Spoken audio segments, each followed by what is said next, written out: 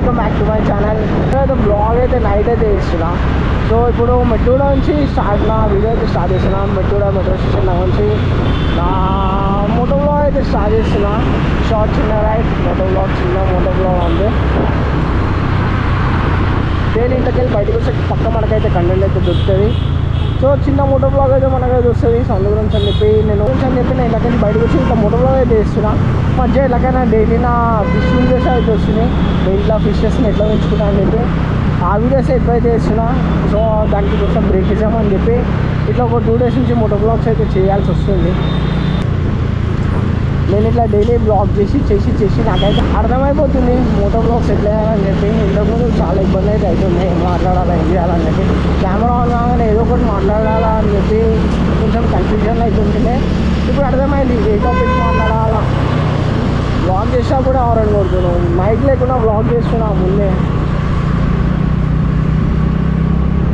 So నా right side అయితే చూడండి రైల్వే నిలయం అవుతుంది.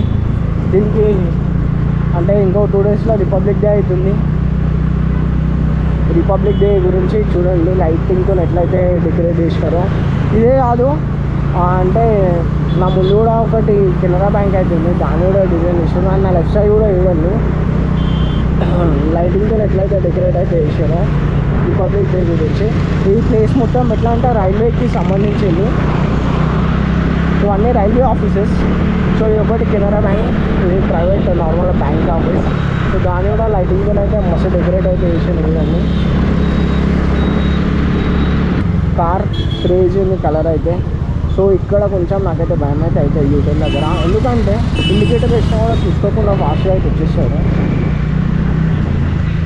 నార్మల్గా కొన్ని డేస్ వరకు నా వీడియో క్రింజ్ అనిపిస్తాయి, కానీ చూస్తుంటే నా వీడియో కూడా అలవాటు అయితే అయిపోతాయి అనిపిస్తుంది నాకైతే.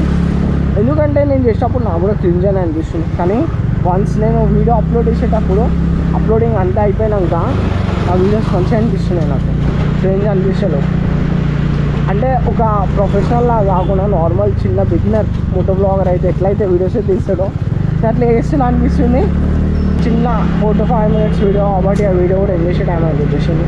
ఈరోజుకి వీడియో అయితే అందరికీ నా వీడియో నచ్చినట్లయితే లైక్, షేర్ అండ్ సబ్స్క్రైబ్.